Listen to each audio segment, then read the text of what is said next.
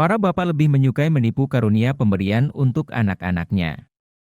Oleh Victor T. Hotef, pendeta dari Persekutuan Davidian Masehi Advent hari ke-7.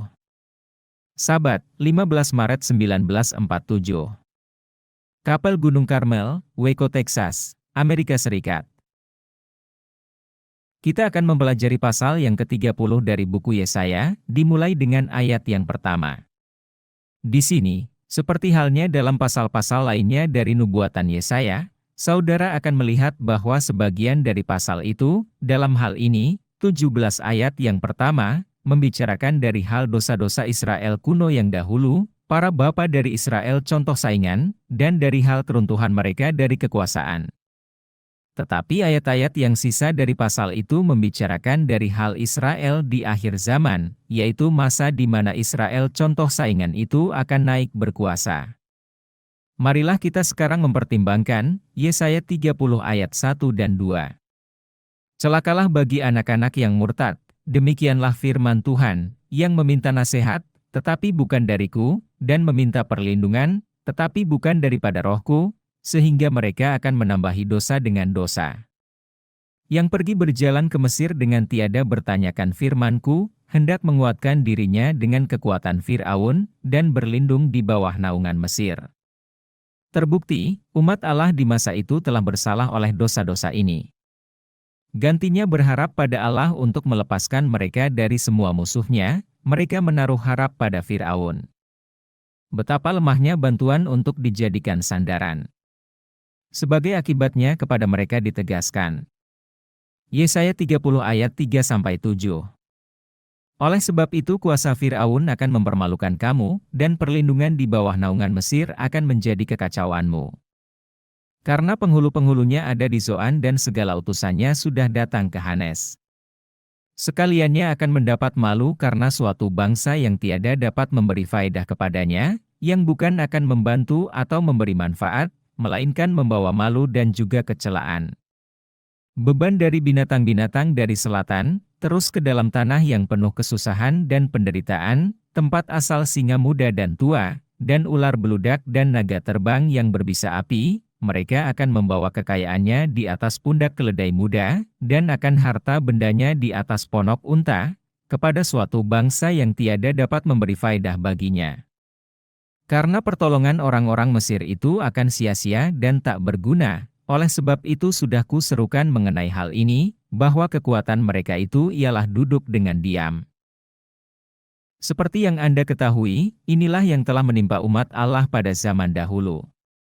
Betapa lebih baik duduk diam menantikan pertolongan Tuhan apabila Anda tak berdaya, daripada meminta bantuan kepada musuh-musuhnya.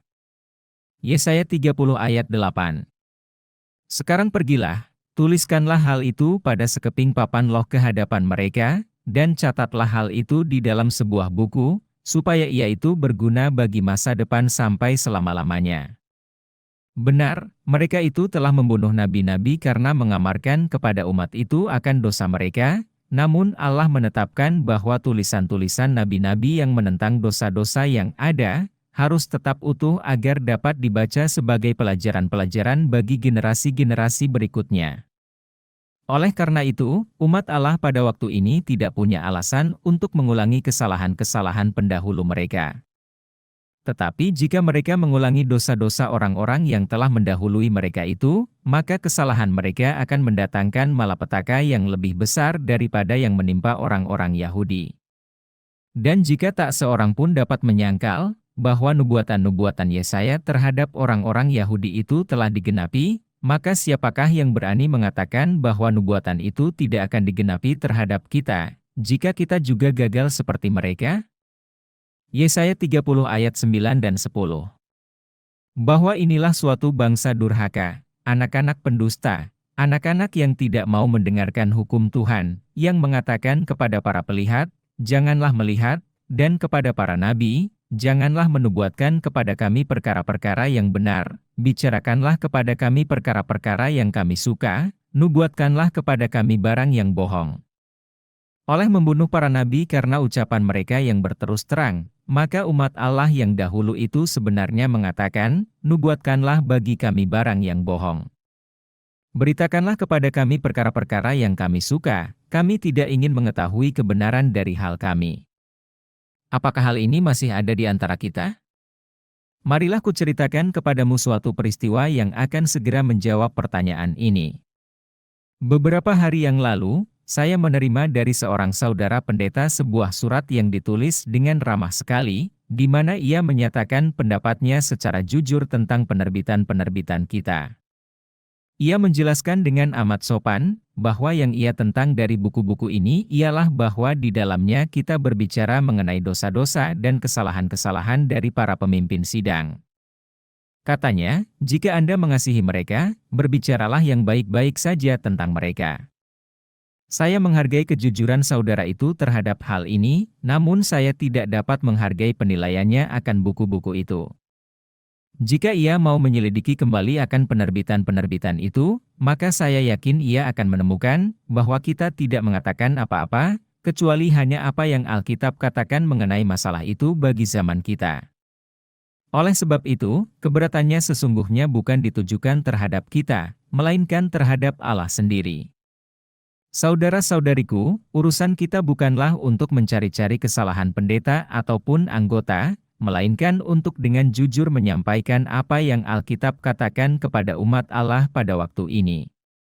Kita tak dapat berbuat sebaliknya, Allah akan menolong kita. Tanggung jawab Yehezkiel adalah tanggung jawab bagi kita juga. Apabila firmanku kepada orang fasik itu, engkau akan mati kelak, lalu tiada kamu mengamarkan dia, atau berbicara memperingatkan dia dari jalan kejahatannya, untuk menyelamatkan nyawanya, maka orang fasik itu akan mati dalam kesalahannya, tetapi darahnya akan kutuntut daripada tanganmu. Yehezkiel 3 ayat 18. Ketika orang-orang Yahudi menyalahkan para nabi karena membicarakan dosa-dosa yang dimanjakan oleh imam-imam mereka, mereka sesungguhnya mengatakan. Yesaya 30 ayat 11, keluarlah kamu daripada jalan, menyimpanglah kamu daripada jalan itu, jauhkanlah yang Maha Kudus, Allah Israel, dari hadapan kami. Buta rohani adalah suatu hal yang kejam. Korban-korbannya sukar sekali dapat dicelekkan untuk melihat dosa-dosa mereka, ataupun kebenaran Allah. Mereka salah menafsirkan dan menyalahgunakan apa saja yang dimaksudkan untuk kebaikan mereka. Yesaya 30 ayat 12 dan 13. Sebab itu beginilah firman yang Maha Kudus, Allah Israel. Oleh karena kamu meremehkan firman ini, dan kamu berharap kepada penganiaya dan penyesat, dan kamu bersandar kepadanya, maka sebab itu kesalahan ini akan jadi bagimu, bagaikan suatu keretakan tembok yang segera akan runtuh, yang tersembul keluar pada sebuah tembok yang tinggi, yang kehancurannya akan datang dengan tiba-tiba dalam sekejap mata. Jika mata rohani umat Allah yang dahulu itu dapat dibuka, jika mereka dapat melihat bahwa dosa-dosa mereka itu sedang menggerogoti pondasi di mana mereka berdiri, maka mereka tidak akan meludahi muka para nabi karena amarannya kepada mereka itu, akan penderitaan mereka. Sesungguhnya tidak. Sebaliknya, mereka sudah akan menyambut para nabi itu.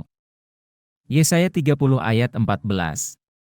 Maka ia akan memecahkannya bagaikan memecahkan kendi sampai hancur, tidak akan disisakannya, sehingga tidak akan ditemukan pecahan untuk mengambil bara api dari dalam dapur api, atau untuk menciduk air dari dalam perigi. Siapakah yang berani membantah bahwa kerajaan mereka itu telah runtuh sedemikian itu? Semua perkara ini telah menimpa mereka, hanya karena mereka menolak untuk mendengarkan nabi-nabi. Yesaya 30 ayat 15-18. Karena demikianlah firman Tuhan Allah, yang Maha Kudus, Allah Israel, dengan bertobat dan tinggal diam, kamu akan diselamatkan. Dalam ketenangan dan percaya, terletak kekuatanmu, tetapi kamu tidak melakukannya. Melainkan katamu, tidak, karena kami akan lari dengan kuda, maka sebab itu kamu akan lari. Dan kami hendak mengendarai binatang yang cepat, oleh sebab itu segala pengejarmu akan menjadi cepat. 1000 orang akan lari karena ancaman 1 orang, terhadap ancaman 5 orang, kamu akan lari, sampai kamu akan ditinggalkan bagaikan tonggak isyarat di atas puncak gunung, dan seperti panji-panji di atas bukit. Maka sebab itu Tuhan akan menanti-nantikan untuk menunjukkan kasih-Nya kepadamu, dan sebab itu Ia akan ditinggikan, agar Ia boleh menaruh kasihan akan kamu, karena Tuhan adalah Allah yang adil. Berbahagialah semua orang yang menanti-nantikan Dia. Oleh karena tidak ada apapun yang dapat diperbuat untuk menyelamatkan leluhur kita dari rasa malu, maka Tuhan membiarkan bangsa-bangsa mengalahkan umat-Nya, dan mencerai-beraikan mereka ke seluruh 4 penjuru bumi. Namun, Ia meninggalkan sebuah janji, bahwa Ia akan menunggu sampai mereka sebagai bangsa telah menjalani masa-masa kesesatan mereka, sampai mereka sebagai individu menemukan kesalahan-kesalahan mereka, lalu memberikan Tuhan kesempatan untuk menunjukkan kemurahan-Nya kepada mereka. Orang-orang yang menantikan Dia, pasti akan memperoleh berkat-berkat-Nya. Dengan ayat yang ke-18, tibalah garis pemisah di antara catatan tentang umat Allah di masa lalu, dengan ramalan tentang masa depan umat-Nya di akhir zaman. Sampai di sini, kita telah melihat catatan tentang umat yang terdahulu itu, sekarang kita baca mengenai janji-janji terhadap umat yang akan datang. Yesaya 30 ayat 19. Karena bangsa itu akan diam di Sion, di Yerusalem. Tiada lagi kamu akan menangis, Ia akan sangat mengasihi kamu apabila kamu berseru. Apabila Ia mendengarnya, Ia akan menjawabmu. Apakah alasannya sehingga Allah sedemikian sabar menanti? Dan mengapa Ia menjanjikan kemurahan-Nya sedemikian limpahnya kepada umat-Nya? Karena Ia telah menetapkan bahwa mereka akan tinggal di Sion, di Yerusalem. Tujuannya ialah membawa kembali mereka ke sana, dan memberikan kepada mereka istirahat. Tujuannya adalah untuk mengakhiri tangisan mereka, untuk mendengarkan doa-doa mereka, dan untuk mengabulkan kebutuhan mereka. Jadi, sementara umat Allah yang dahulu itu menghadapi kebinasaan, hukuman, dan pembuangan, kita sekarang menghadapi pengembalian, belas kasihan, dan kemurahan. Hari ini kita memiliki janji yang sama seperti yang dimiliki umat pada zaman Musa dahulu, ya, bahkan lebih besar. Yesaya 30 ayat 20. Maka sungguh pun Tuhan memberikan kepadamu roti kesukaran dan air kesengsaraan, namun segala gurumu tidak akan lagi didesak ke sudut ruangan, melainkan matamu akan menyaksikan semua gurumu. Sungguh pun Allah di masa lalu mengizinkan guru-guru dari umat-Nya, nabi-nabi mereka, didesak ke sudut ruangan, dianiaya, dan dibantai. Ia tidak akan lagi membiarkan itu. Mata umat-Nya akan menyaksikan guru-guru yang ditunjuk Allah mereka, saat mereka itu dibawa ke depan. Yesaya 30 ayat 21. Dan telingamu akan mendengar perkataan ini dari belakangmu, yang berbunyi, inilah jalan, berjalanlah kamu di dalamnya, entah itu ke kanan atau ke kiri. Oleh sebab itu, tak perlu seorang pun dari kita untuk berjalan keliru. Tak ada alasan untuk berbuat keliru yang tidak seharusnya kita lakukan.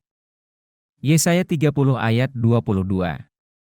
Engkau akan menganggap najis patung-patungmu yang disalut dengan perak atau yang dilapis dengan emas, engkau akan membuangnya seperti kain cemar sambil berkata kepadanya, enyahlah engkau. Umat Allah yang setia tidak akan mau berpegang kepada apapun yang tidak berkenan kepada Tuhan. Bukan saja mereka akan membuang semua perkara penyembahan berhalanya, melainkan bahkan mereka akan betul-betul membenci semuanya itu. Yesaya 30 ayat 23. Lalu Tuhan akan memberi hujan bagi benih yang kamu taburkan di ladangmu, dan dari hasil tanah itu kamu akan makan roti yang lezat dan berlimpah-limpah. Pada waktu itu ternakmu akan makan rumput di padang yang luas. Apabila kita patuh dengan semua persyaratan Allah, maka kita akan berhasil. Maka semua pembinasa akan dihardik dan semua kutuk akan dijauhkan dari kita. Oleh sebab itu, kita hendaknya sekarang menyadari bahwa kemakmuran tidak hanya bergantung pada kemampuan seseorang, melainkan ia itu lebih banyak bergantung pada perkenanan Allah atas perbuatan-perbuatan seseorang. Yesaya 30 ayat 24. Maka segala lembu dan keledai-keledai muda yang mengerjakan tanah itu akan memakan makanan yang bersih, yang sudah ditampi dan diayak. Kalau saja ternak-ternak kita harus memperoleh makanan yang bersih, maka betapa lebih pentingnya lagi bagi kita untuk mendapatkan makanan rohani yang telah ditampi oleh roh kebenaran. Inilah yang akan mereka miliki. Yesaya 30 ayat 25. Dari setiap gunung yang tinggi dan dari setiap bukit yang menjulang, akan memancar sungai-sungai pada hari pembantaian yang besar, apabila menara-menara runtuh. Jelaslah, apabila air-air penyelamatan Allah kelak akan menutupi bumi, bahkan sampai mencapai puncak-puncak gunung, demikianlah dikatakan, maka menara-menara pengawal, mimbar-mimbar, yang telah dibangun oleh umat atas inisiatif mereka sendiri, kelak akan runtuh. Tidak diragukan lagi, hari pembantaian itu adalah hari Tuhan yang besar dan mengerikan. Demikianlah sekali lagi kita dihadapkan kepada kenyataan, bahwa kebenaran itu melakukan salah satu dari dua hal ini, jika ia tak dapat menyelamatkan, maka ia akan membinasakan. Kebenaran ini yang saudara dengar pada hari ini betul-betul akan menyebar ke seluruh dunia bagaikan api yang menyebar di antara jerami. Tidak peduli siapa yang mencoba untuk menghentikan kebenaran Allah, saya tahu bahwa semua yang berbuat demikian itu akan tersandung dan jatuh dan tidak akan ditemukan lagi, namun kebenaran akan menutupi bumi. Yesaya 30 ayat 26. Dan lagi, cahaya bulan akan menjadi seperti cahaya matahari, dan cahaya matahari akan menjadi 7 kali lipat, seperti cahaya 7 hari, yaitu pada hari Tuhan membalut luka umatnya, dan menyembuhkan segala bilur bekas sesahnya. Kalau saja ucapan ini bukan kiasan, seandainya matahari akan betul-betul menjadi 7 kali lebih panas, maka bumi akan terbakar dengan sendirinya. Jadi jelaslah, matahari dalam hal ini digunakan sebagai kiasan untuk melukiskan, bahwa terang firman Allah kini, sementara ia membalut luka-luka umatnya, akan meningkat 7 kali lipat, semua terang yang ada akan memancar ke atas bumi, seperti munculnya matahari setelah suatu hari yang berawan. Dan lagi, bulan, sidang, sebagai perantara yang memantulkan sinar matahari ke tempat-tempat gelap di bumi, akan menampung orang banyak itu, yang bukan saja akan lebih baik daripada sebelumnya, melainkan akan lebih sempurna. Kita sudah menyaksikan terang firman Allah itu semakin lama semakin tinggi di setiap minggunya. Yesaya 30 ayat 27. Bahwasanya nama Tuhan datang dari jauh, murkanya bernyala-nyala dan bebannya adalah berat.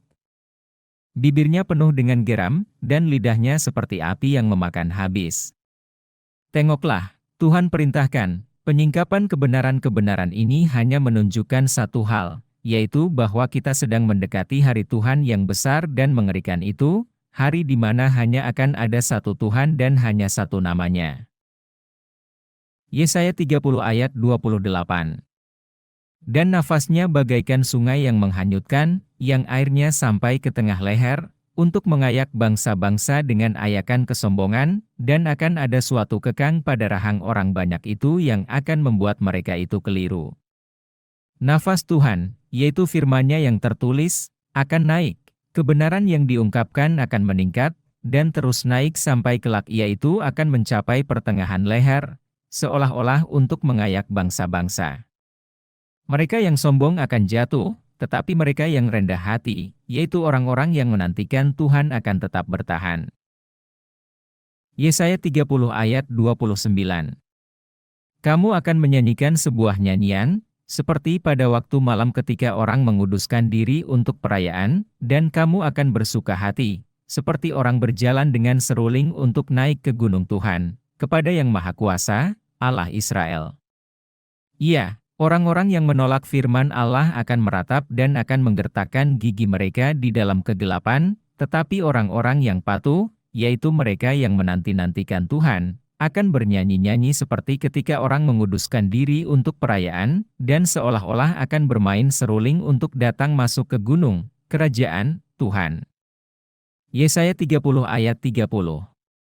Maka Tuhan akan memperdengarkan suaranya yang mulia, dan akan memperlihatkan cahaya yang turun dari lengannya, dengan murka yang hebat, dengan nyala api yang memakan habis, dengan penghamburan, dan badai, dan hujan batu es.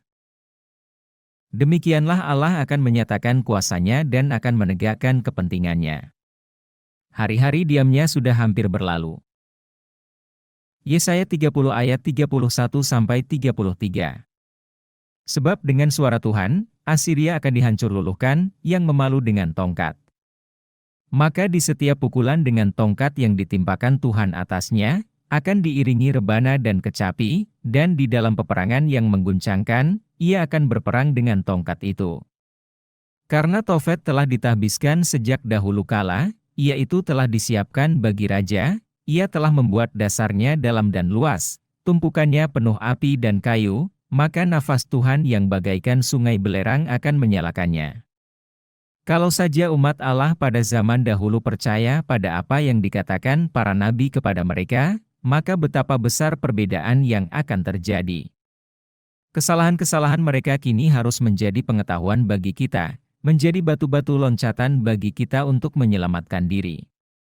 Karena itu, saudara-saudara yang suci, yang mengambil bagian di dalam panggilan surga, pandanglah kepada Rasul dan Imam Besar yang kita akui, yaitu Yesus Kristus, yang setia kepada Dia yang telah menetapkannya, sebagaimana Musa yang setia dalam semua isi rumahnya. Sebab itu baiklah kita waspada, supaya jangan ada seorang di antara kamu tertinggal, sekalipun janji untuk masuk ke dalam perhentiannya itu masih berlaku. Karena Injil itu sudah diberitakan kepada kita, sama seperti kepada mereka itu juga, tetapi firman yang diberitakan itu tiada mendatangkan manfaat bagi mereka, sebab tiada disertai iman di dalam mereka yang mendengarkannya. Maka sekali lagi ditentukannya suatu hari, yang dikatakan di dalam kitab Daud, hari ini, setelah sekian lama, seperti yang dikatakan, hari ini, jikalau kamu mendengar suaranya, janganlah kamu mengeraskan hatimu. Ibrani 3 ayat 1 dan 2, 4 ayat 1, 2, dan 7. Para leluhur kita lebih menyukai penipuan. Walaupun demikian, kita sekarang harus menyambut dengan gembira akan undangan kemurahan, lalu dengan demikian memperoleh karunia.